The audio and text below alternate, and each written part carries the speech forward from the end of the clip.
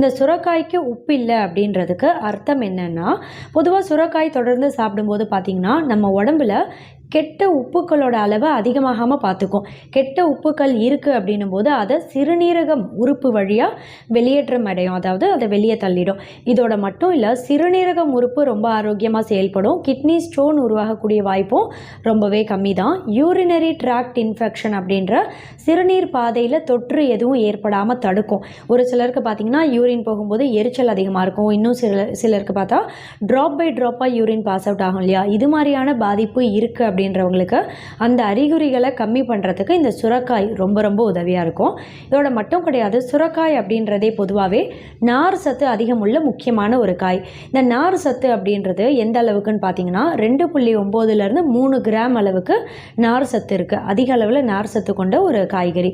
இந்த நார் சத்து அப்படின்றது நீரிழிவு நோய் பாதிப்பு ஏற்படக்கூடிய